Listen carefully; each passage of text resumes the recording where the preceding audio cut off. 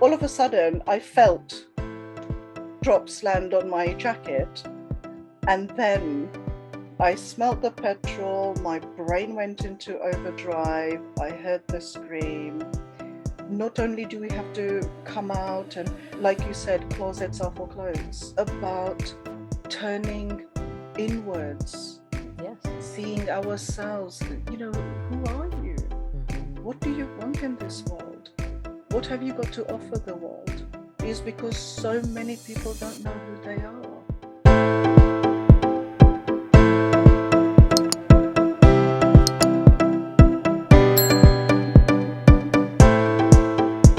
Today's guest is my dear friend, Bhavna Raithatha, a highly experienced and qualified psychotherapist, coach, supervisor, speaker, and trainer with a passion for helping people find their inner power, strength, and wisdom. Particularly keen to support and give voice to the Asian LGBTQ community, especially older individuals who may be struggling with their sexuality. Welcome, Bhavna.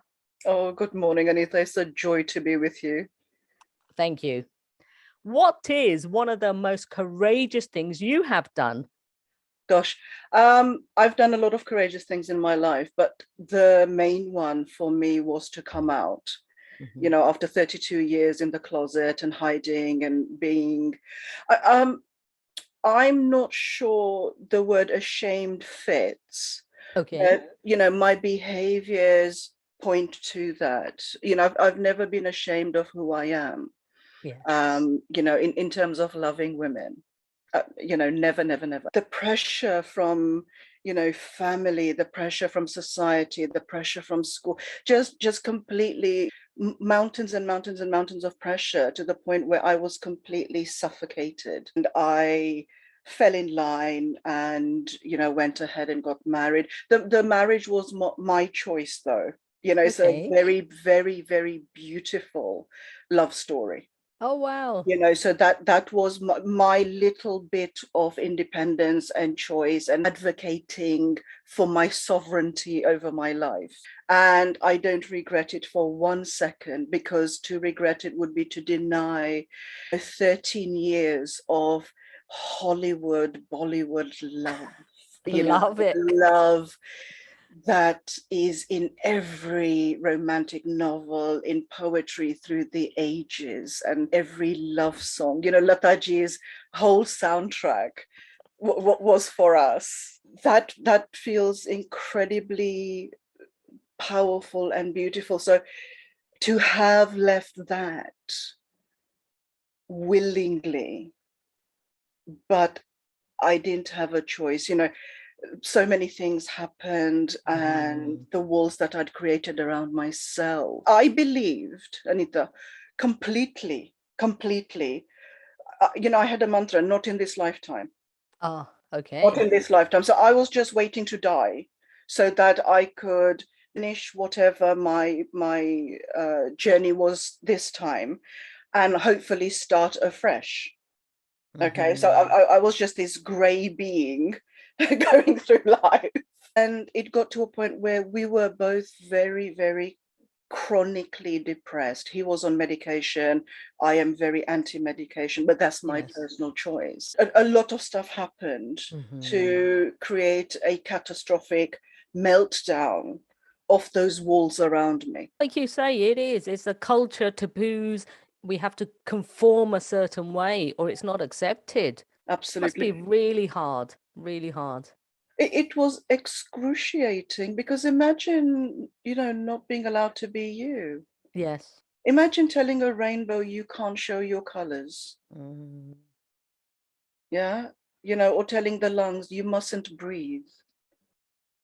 Or the heart you mustn't beat, because we don't approve of it.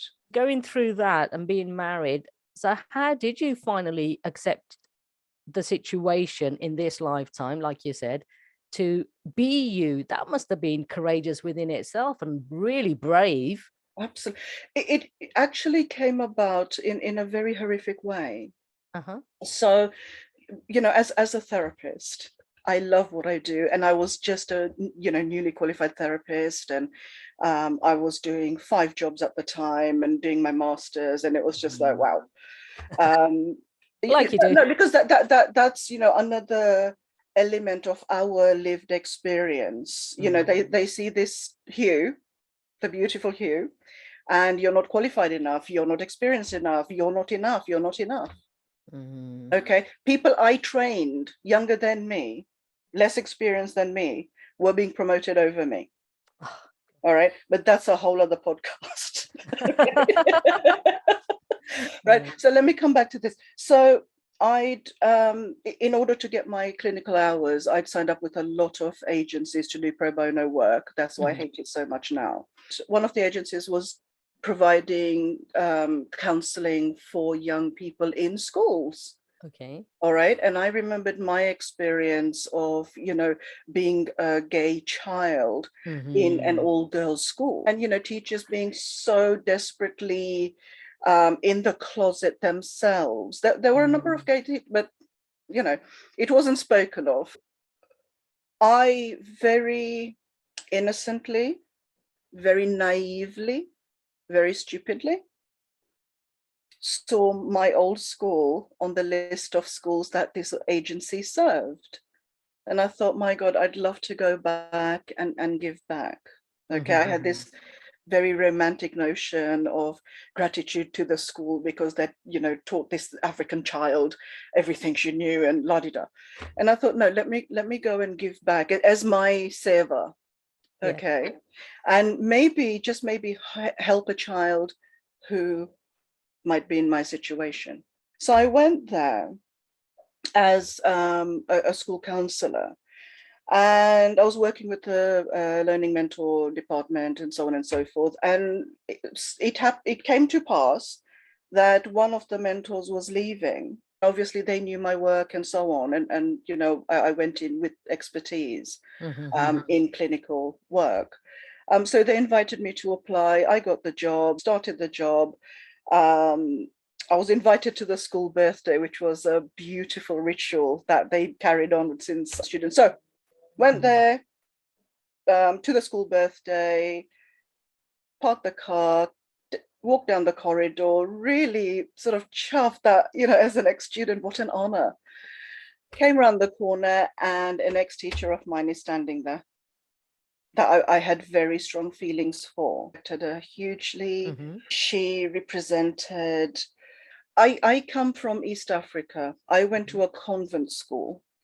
Okay, so we had what I call military nuns. They would whip you for anything. Whoa. If your socks, one sock was lower, right?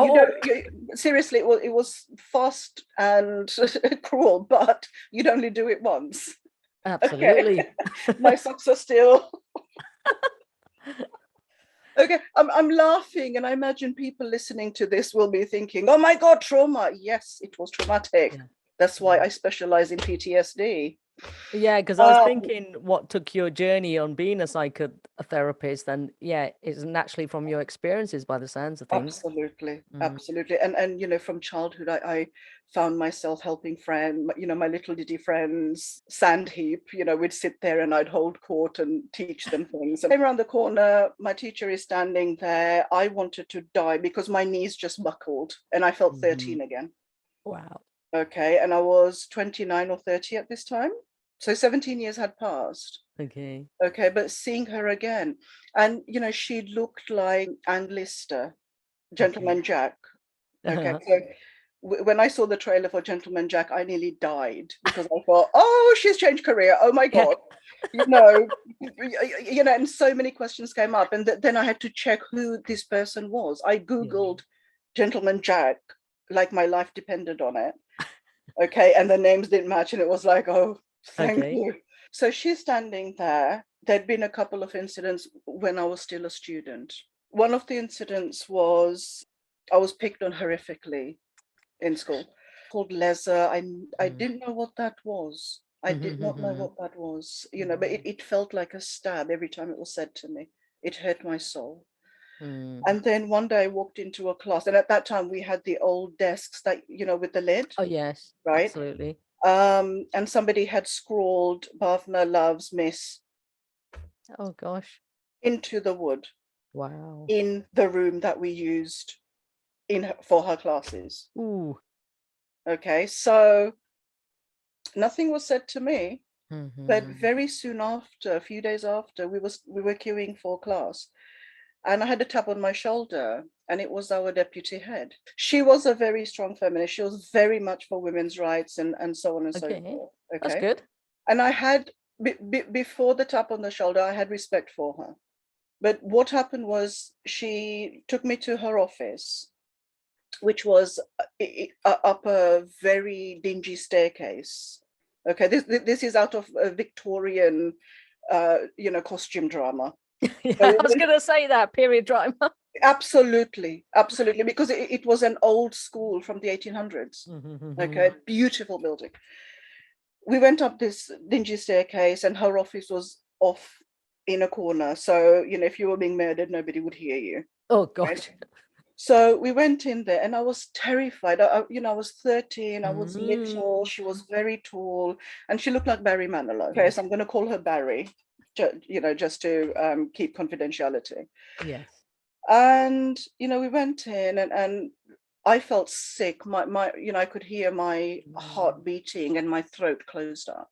Okay, and she sat me down, and then she's walking around me. So when you have somebody behind you, which is very, very dangerous, very, very cruel, and highly. Can you imagine that happening in a school today?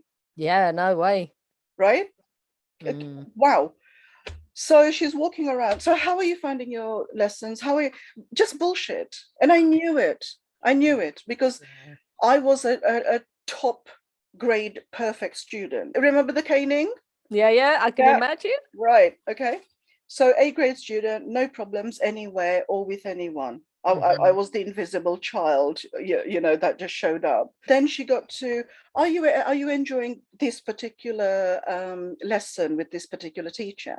And I thought, oh, she's amazing, but I didn't want to effervesce. Yes. Because there was danger in that room. It was like a T-Rex going round. I'm just like holding my breath. And how are you finding your head of year? And other till she's zoned. Okay, so and do you like Miss so and so? Yeah, she's really good, and I really, are you enjoying the classes? Yes, I am. So about Miss so and so, you like her? Yes. Do you like her or love her? Wow. Okay. So do you like her like you like your mum, or do you like her like you like your boyfriend? You should have said I haven't got a boyfriend, but I'm only 13. Yeah. But I digress. You, as an Indian child, I wasn't allowed to date. Yes. Right. If I had a boyfriend at 13, I would be, little pieces on a kebab. Right. Not a child. I wasn't even allowed to play out, let alone, talk to boys. So I felt sick. Oh, nodded furiously. Yes, like my mum. I love my mum. Okay. And I was thinking 20 steps forward. If my mum found out about this conversation, that woman would slice me to pieces. And the seriousness of it, absolutely. So the isolation, not being able to tell anyone on the planet, I had no sense of safety. That's why I have a particular interest in working with people who are abused, especially, people who are survivors of the boarding school system. Wow. Yes, Right? Definitely. Because my experience wasn't isolated, and for them it's far, far worse. I was just interrogated, and my belief through a couple of other things was that she was in a relationship with that teacher, so she was literally just pissing on the corners and marking her territory. Oh wow. With a 13-year-old. Oh wow. She must have felt threatened then. Clearly I was a threat at 13. Unbelievable. Yeah. So I must go for global domination now. Yeah, definitely. Ladies, watch out. Yes. I went back to that situation, because I'd sort of put it to one side, buried it, and forgotten it. So I went back to the same damn school, okay, worked with my manager and a colleague of mine, Okay. and stupidly trusted my colleague with some snippets, because she's like, oh, you came to this school, what was it like, and were there any teachers, and la-di-da. So not knowing any better, I shared little snippets.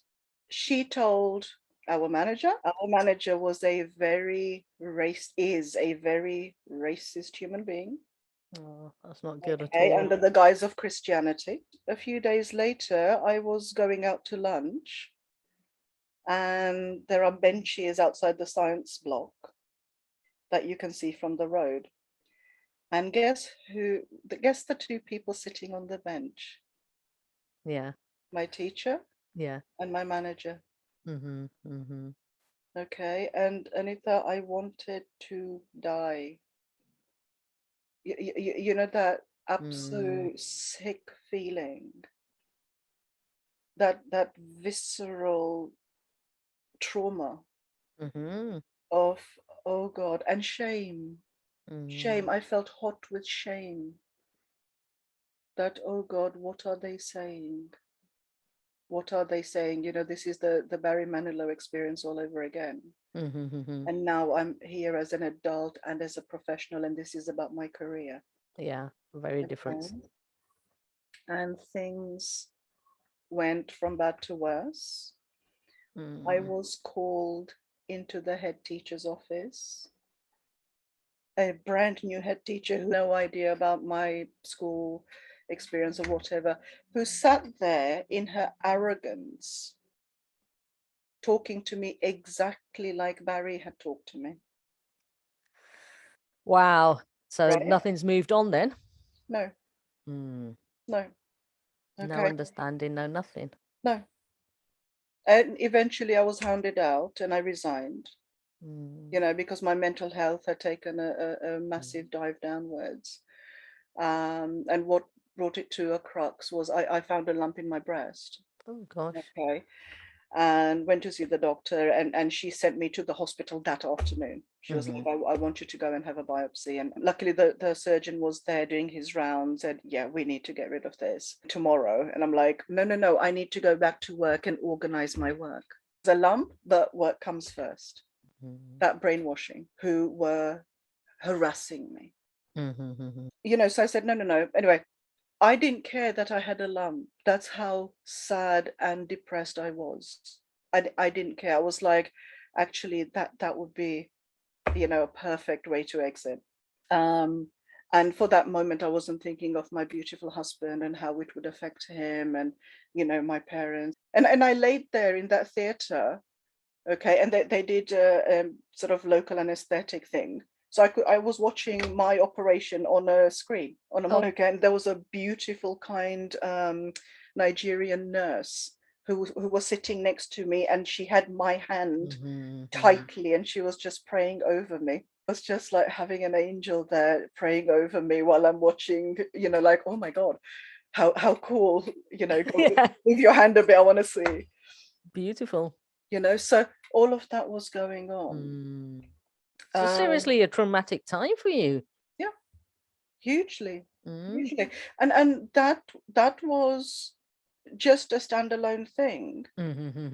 When I met my husband, at uni, and we fell in love, that summer before I started uni, I was working in a shop in Oxford Street. Okay, and there was a young Indian boy there who was away from his parents and whatever, and it was Diwali time, I think, something. And I mentioned him to Mum, and she was like, oh, poor bichara, invite him round. If he hasn't got any family, invite him round. Let's show kindness. We're devotees of Bhagwan Shri Satya Sai Baba. Okay, so our teaching is love all, serve all, help ever, hurt never. That's it. Okay, no bashing with any big texts or anything, just four precepts. Reached out a hand of friendship, He took it and the arm, okay, and he somehow got it into his head that I was going to be his wife. Gosh. Okay, I just Oh. left college. I was just about to start uni. I wanted to hopefully meet a woman and just start life. I was 19. Got into uni, 6 weeks in walks Mr. Bond. Oh, dear Jesus. I was actually waiting for a girlfriend of mine, just a female friend from college, because I didn't realize we were at the same uni. Okay, and I really fancied her, so I wanted to, obviously meet her up with her and have a coffee. She walked in with an entourage of, guys with their tongues hanging out, because she was absolutely beautiful with this tiger hair. So they all came and sat around me and took up all the seats. And, Mr. Bond went and sat alone on a different time. And that hurt my heart. I didn't know him, but that hurt my heart because I'd seen them all together like a bunch of bananas. So I got up because they were talking about their own stuff, and I was like, oh God. Went and sat with him to give him company. And he's sitting there tucking into this bacon roll, and I was thinking, oh God, I'm a vegetarian, so I was sitting a bit far away. And Anita, we started talking.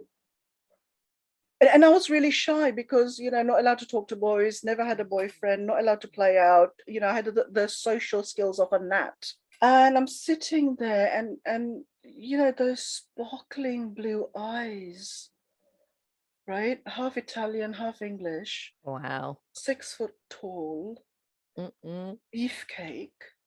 And I'm thinking, I need to go and sort of have a moment in the ladies and just have a word with myself, like, do we need to talk? Yeah. My soul was waving the rainbow flag wildly.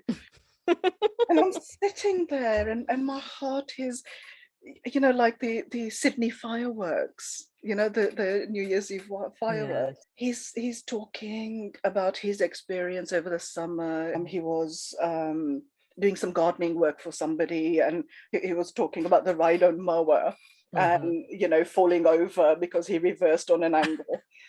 So I was howling with laughter because I see it happening like a video, sitting there and laughing and laughing and laughing and laughing. And I thought, I'm going to break a rib, please stop. We forget to go back to our lectures. Oh gosh. They had a lecture, came for a break, went for another, second part of the lecture. We're sitting there from 1 o'clock till about 6 when they threw us out, when they closed the canteen. Okay. And it was a Thursday. And Friday we had lectures at 11. We were both in there at 8 o'clock. Okay, because we had homework to do. Yeah. Yeah. Of course you did. Of course you did. Yeah, of course we did. And we spent that whole day together. Lectures, what lectures? Yeah. Okay. Until about 5, 6 o'clock in the evening. Saturday I had to go to work. Sunday was excruciating. Oh. It was like 700 hours long. Yeah. Monday morning, 8 a.m. back in there, and he's trying to look really cool. I'm trying to look really cool. Okay. And from the day of our meeting to the end of our relationship 13 years later, only spent 4 weeks apart. Oh wow. That's right? Incredible. Okay, so we met at the end of October. He went home for Christmas, and I thought I'd lost him. Okay, and I lost about 2 stone in 2.5 weeks. That's saying something. Okay. Yeah, Definitely. so went down to a size 8. Which in hindsight, was lovely. I enjoyed it because I was able to slink around all over the place. I'm not sort of body shaming or whatever. I love this, because I'm healthy and fit and vibrant. But as a 19-year-old, tittering about with my Thailand boots and my Bond girl outfits. And he loved it and I loved it. It was beautiful. Let me take you back to the boy I worked with, right? He'd still been hounding me all of this time. When are we meeting? And I'm like, dude, I'm not interested. Yes. Okay, I'm at uni, really busy. I'm really, really sorry. So he started stalking me. Oh gosh. Okay, a couple of times I saw him downstairs standing by the lamppost looking at our flat, Oh. which terrified the living daylights out of Mm. me. Okay, but my 19-year-old sort of bravado was like, yeah, whatever, you knock yourself out, you'll get tired and go home. Okay, and he was traveling from one end of London to the other. Mm-hmm. Okay, so pretty committed, right? Mm-hmm. After Christmas, we're heavily studying for exams, lots and lots of exams and so on and so forth. Knock on the door. He turns up he had the audacity to knock, asked me to leave the living room. He wanted a chat with my ex. And I could hear him. I was sitting on the stairs trying not to roar with laughter. I could hear him offering him money. Gosh, And seriously? This day and age? yeah. Okay. This was 92. Mm-hmm. January 92. He's offering him money, and I'm there dying because I'm like, my God, this is film 4 of The Godfather. Al Pacino, eat your heart out, love. Okay, so he left, and we both fell about laughing. However, on the 21st, my beloved came to find me. I was in a lecture, and he said, "You're not going to believe this. I'm sorry to take you out of your lecture, but shithead's outside." That was our name for him. And I just lost it. I was like, I've had enough. I've absolutely had enough. I'm going to sort this out once and for all. Stomped in my heels out. And I was wearing a big, long satin coat. Was, why wouldn't you? Okay, Absolutely. turquoise, darling. So this coat sort of flying about, and me going, and I had a bob, so it was all of this massive energy. Got outside, and he's like, "Right, I'm giving you one more chance." Okay, and I'm like, "You're giving me one more chance?" What part of no does he not understand? Yeah, and it was like, "Oh, really? Really?" Right? And I said, "Listen, I'm with him, not interested in you, and you need to go, otherwise I will involve the police." Yes. Okay. Well, it's harassment. Yeah, I'm done. He pulled out a bottle from his pocket. Okay, it was a Panda Pops bottle with the label taken off, and it was full of brown liquid. Okay. And Anita, my first thought was hysteria, because I thought, I just had a scene from Sholay, when Dharmendra gets drunk. Okay, I thought he's going to get drunk on a Panda Pops bottle. Yeah. So I thought he'd brought whiskey or whatever. Yeah. And I thought, if that's not enough, there's an off license literally around the corner. I will buy you a bottle of JD or whatever. Yeah. So he's unscrewing it. And my anger is just rising. Like, what are you not getting? Yeah. And I'm not one for drama. All of a sudden, I felt drops land on my jacket. And then I smelt the petrol. Okay. So he's doing that with the bottle. Okay, so I've got petrol on me. I heard my beloved scream. Okay, and I smelt the petrol. My brain went into overdrive. I heard the scream, and I realized, oh shit. Yes. Okay, and luckily, the anger topped the fear. Okay, because satin, petrol, Blaze. Yeah. And he's there trying to get the lighter working, and thank God it didn't work. And I had like a tote bag in my hand with my folder. Okay, so I was able to swing that and get the lighter out of his hand, and then I just went to attack him, and he legged it.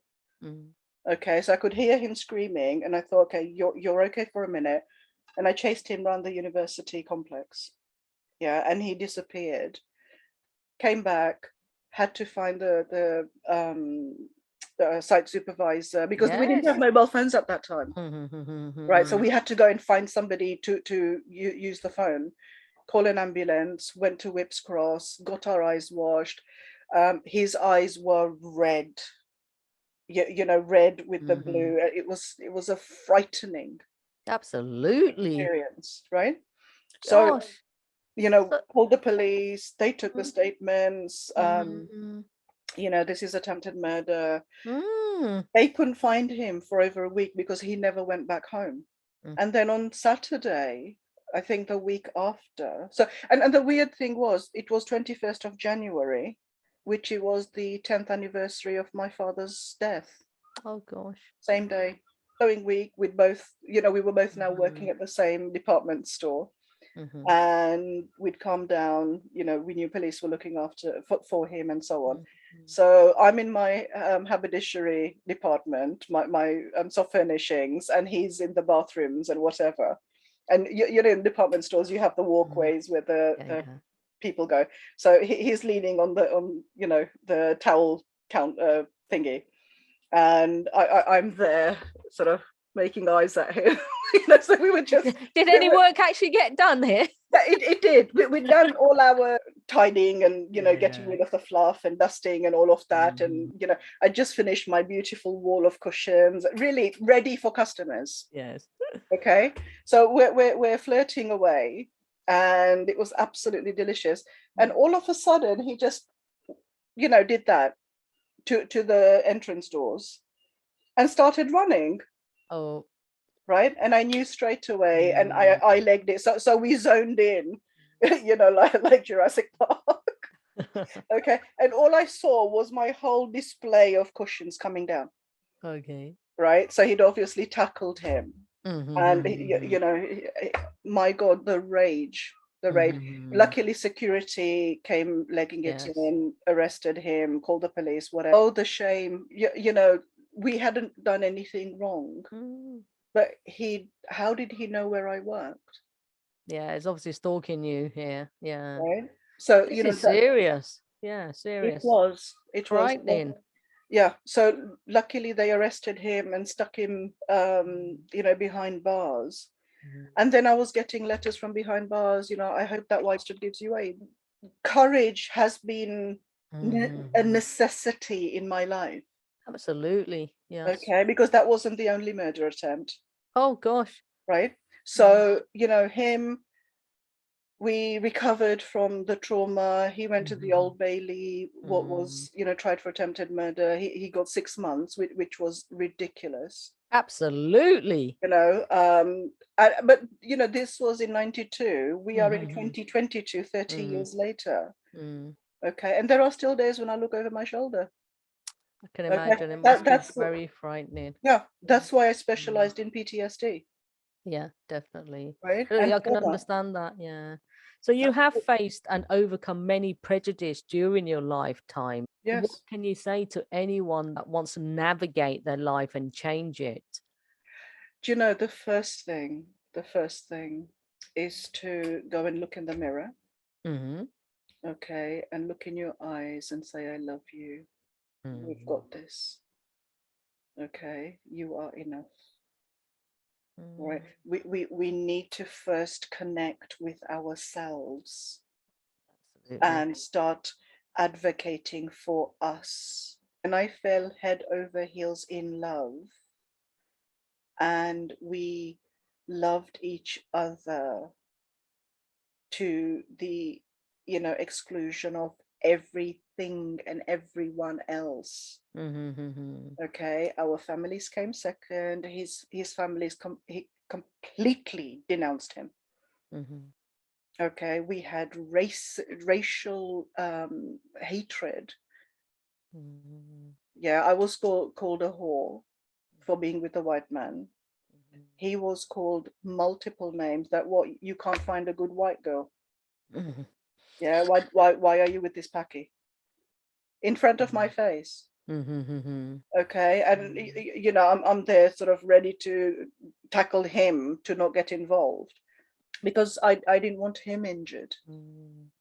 All right, so we've faced a hell of a lot. So the first thing I had to do as I traveled my journey was to advocate for me. Choosing to be with him, I advocated for myself because that was my choice. It wasn't an arranged marriage.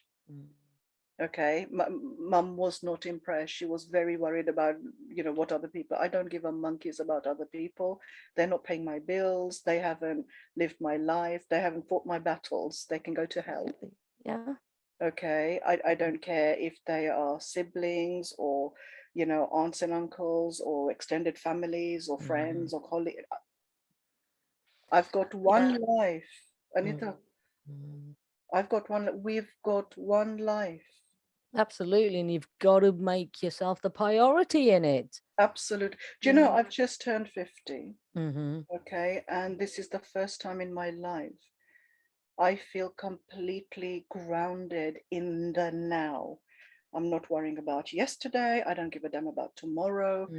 I'm in this moment now, Absolutely. and And at my most powerful.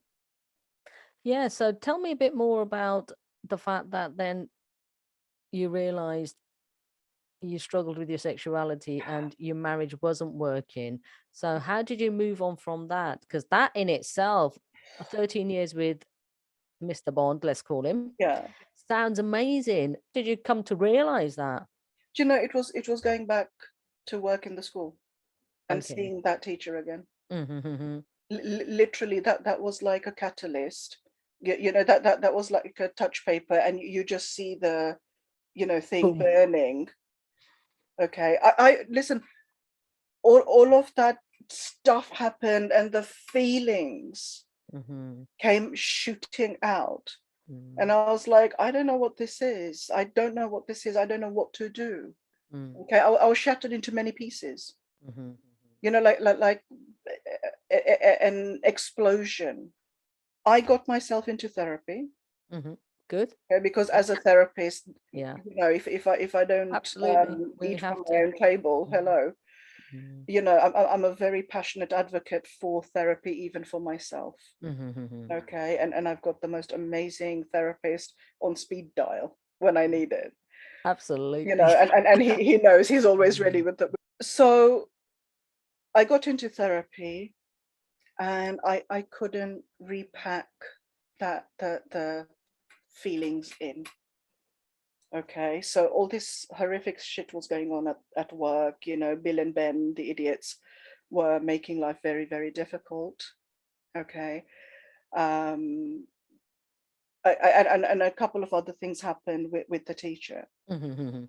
okay, who was now my colleague, Mhm. right? And because of the work I did, I worked with students who were excluded, as did she. Okay. Okay, so a couple of times we ended up in the same class together. Let me keep it that, because that is such a massive story in its own right, but it'll just take us off course. Okay, so I went into therapy. I tried to deal with my feelings. I was struggling hard. Okay, and I remember watching a film called Losing Chase with Helen Mirren. Okay. Okay, where she's married with a couple of kids, and she's struggling with her sexuality. So she's in this sort of, maelstrom of depression. And I remember watching, and I love Helen Mirren because she looks like the teacher. Okay. So I'm sort of watching the explosions going off everywhere.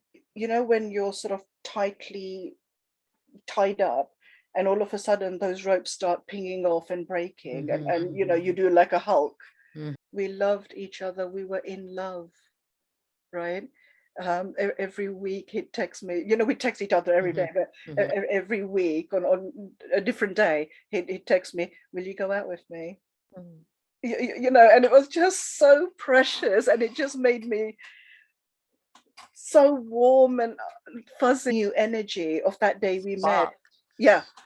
Okay. So I'd be like, yeah, I'll see. So role playing, Oh hard, wow. and then 30 seconds later, yes, I will. Of course. And we'd come home, get changed, and he'd be waiting downstairs, and I'd make a grand entrance downstairs, and just bathe in his gaze of love. It was just like, like a Care Bear stare.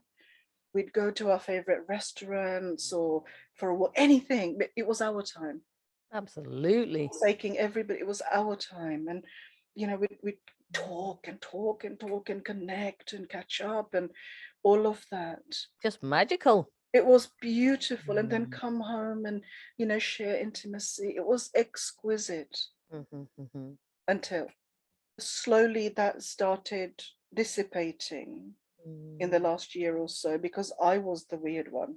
I was losing my mind, because it was like, oh God, the terror and the grief, the heartache of knowing that if I honor myself,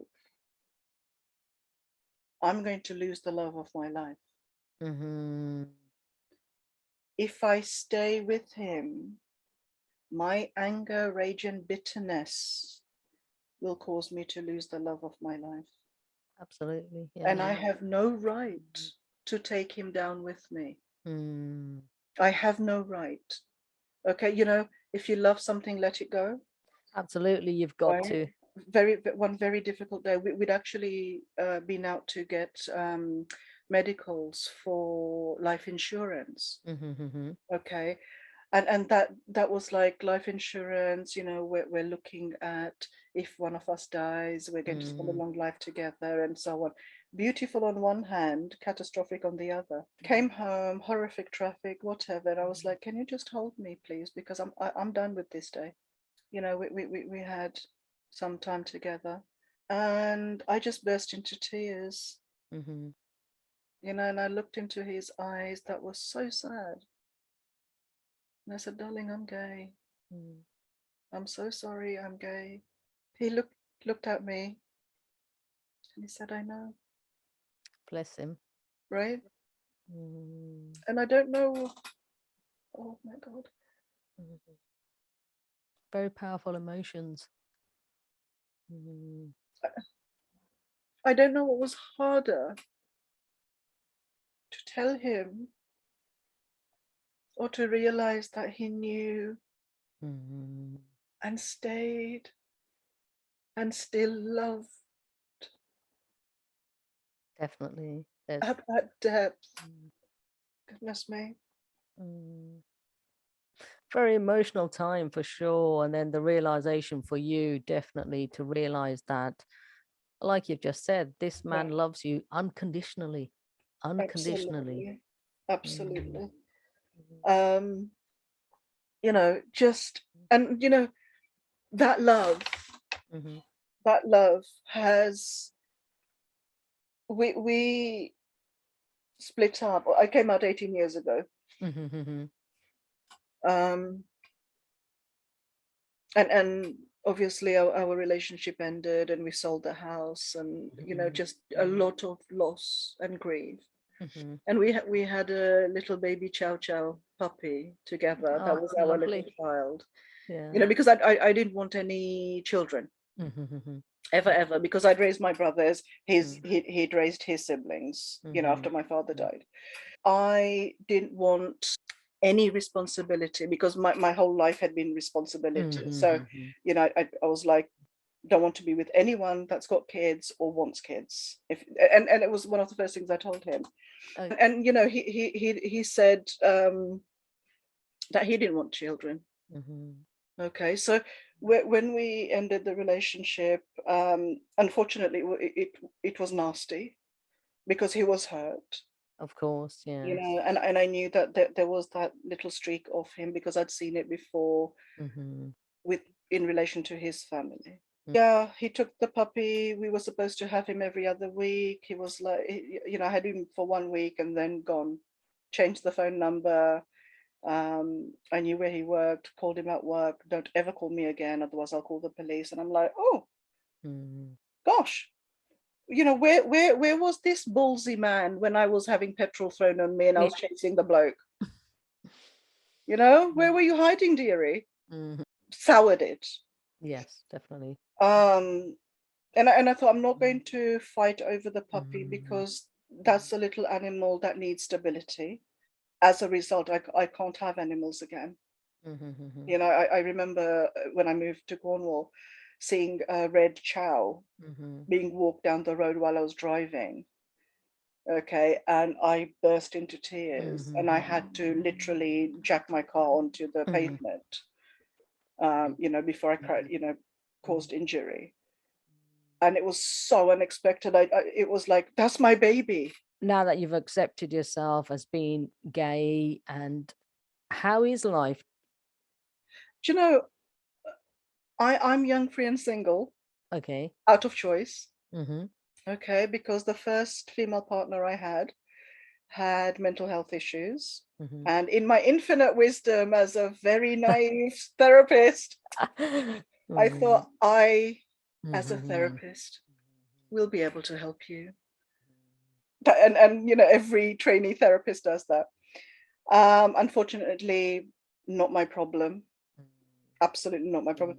Very difficult relationship, ended up with a knife to my throat, locked in her home. Nobody knew where I was. Or I could be, nicely festering in her garden, pushing up daisies. I'm here to tell the tale literally because of my training as a critical incidents debriefer.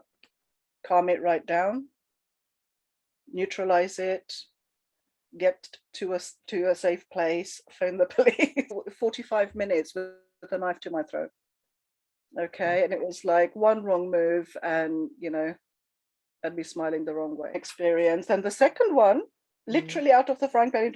The thing with me and many people who come out, okay, who've been in the closet, especially in our culture and in the African culture, we've not had that much experience with relationships and other people. I went from my parental home to 007 to this woman. Gosh. I never had a break to get to know myself and what I wanted. And a very good little Indian girl, I was trained to be looking after everybody else. Yeah. So all of that because came into being. So I ended that, had a little bit of time, went online, so I had all of that drama. Came out of that, straight out of the frying pan into the fire. Oh, gosh. Right? You can't make it up. No, straight into the fire. Met this other person online because I didn't know what I was doing. I didn't know how to navigate this gay world. I was learning about a new community, new language, new rules, new customs, everything. So I met this other new person who started off with saying she was a Canadian mounted police based in London embassy. And I was like, okay, lovely, like the uniform. Then she was like, I'm really sorry I lied to you. I can't talk about it. She was CIA. Then she was deployed to Russia after that gentleman got poisoned. I can't remember his name. Yeah, I know who you mean. So she couldn't meet me because she was deployed. When she came back, she had to go to, wherever to be debriefed. Okay. And I put up with it because I didn't have enough confidence in myself. And I didn't think, hang on a minute. I don't trust you. But there was a part in me saying, well, maybe you're telling the truth. Who am I to challenge you? Who am I to say, prove who you are? So I was catfished for 4.5 years. Gosh. Okay. And Anita, today is the second time I'm speaking about this. All right. Since 2007, because I've been so ashamed. Yeah. That as a therapist, as an educated woman, how did I allow this? Wow. Yeah. But I got to a point. Yeah, I was madly in love with somebody I'd never met. Yeah, you know our Bollywood films. Yes. Yeah, and again, Lataji soundtrack. I've lived for that. Love. So anyway, ended that and had a few years of getting to know myself. And that's the key, isn't it? Getting to know yourself. Absolutely. Absolutely. And, for anyone thinking about coming out, I would say, please find the courage to have time with you, date yourself, get to know yourself, so that you know what you like, you know what you don't like, you can identify what is not negotiable.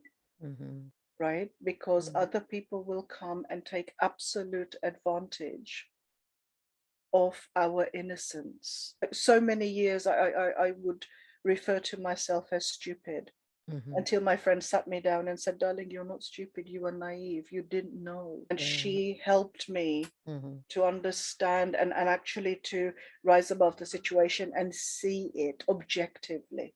Because Mm. not only do we have to come out and, like you said, closets are for clothes, Mhm. it's about turning inwards, Yes. seeing ourselves, who are you? Mhm. What do you want in this world? What have you got to offer the world? Okay, and a lot of people, the reason I'm in practice is because so many people don't know who they are. Definitely. You Yes. know, we're born these precious, beautiful jewels, and then Mhm. we're tarnished by the dust of, parental desires and criticism and all of that. And society comes and throws more dust on us, and, friends and siblings and colleagues. By the time we open our eyes, we're a piece of coal, and we've got to chip through all of that and find that beautiful diamond inside. And once we do, and once we realize the value that there is only one of us in all of life, Mm. ever, ever, in all of time, Mhm. you will not allow anyone to bullshit you or waste your time. Beautiful. Absolutely beautiful. So where can the listeners find you online? Do you have a website, I do Bhavna? have a website, and it's called justbeyourself.co.uk. Please come and join me on LinkedIn, Bhavna Raithatha. Ask me questions. I'm also on Counseling Directory for people who want to come and work with me. Provide psychotherapy, coaching, and I also do hybrid coaching. Okay, Mhm. so for people, because I've got a background in therapy for the last 25 years. All right, I'm also a qualified adult educator. All right, Excellent. I'm Yeah. also a coach. Okay, so what I do with my hybrid coaching is I merge all three of them together for people who want to do a very deep dive in terms of finding out who they are, or polishing certain facets of Mhm. themselves, Mm. but also how to then take that forward into their professional life, into business, into their organizations and colleagues and all of that. It's Definitely. And your website links will be in the show notes. So that's excellent. beautiful. Thank you for sharing your inspirational, courageous journey with us today. And by doing so, you have helped so many others. Bhavna Raithatha. Thank you so much for having me and for inviting me Mm. to your podcast. I feel really honored. Oh, it's And been a pleasure. I want to wish you all the very, very best. Thank you. So my final question to you is, what's your definition of courage? Show up, show up, be yourself.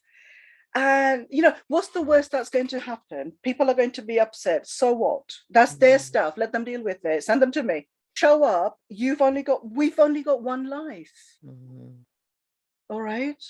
Life is precious. I spent 32 years